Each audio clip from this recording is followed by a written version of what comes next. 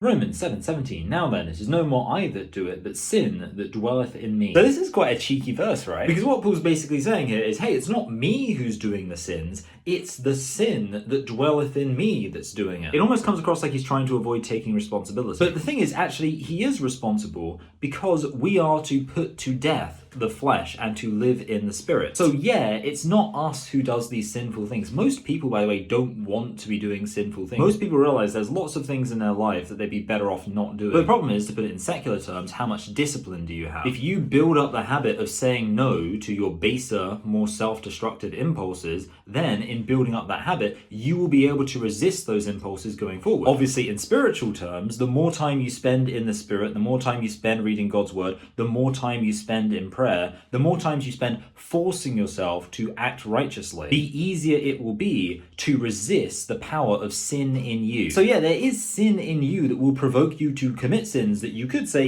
you don't really want to actually be committing. But the responsibility there is for you to fight back against that sin in you. The main utility of this verse theologically, though, is it explains a lot of verses that otherwise make no sense. There's several times in the Bible where it talks about how if you follow Jesus, then you are not going to sin. Most confusingly, of course, in 1 John, in the space of only a few verses, really, we have John on the one hand saying that if we claim that we don't sin, then we are liars. But then he also says that whosoever is born of God does not sin. Obviously, work salvation people are completely disingenuous, so they love to jump on this verse and say that this proves if you are committing any sins, that means you don't have saving faith. Which is, dishonest, not least of all, because I don't think even they would claim that they never sin. But more to the point, there are many verses in our Bible that make a point of stressing that, yeah, actually we do keep sinning even after we get saved. So what's the actual solution to this confusing statement that if you're born of God, you don't sin? Yeah, it's a bit cheeky, but the answer actually is that you do not sin. The only sin comes from the sin dwelling in you.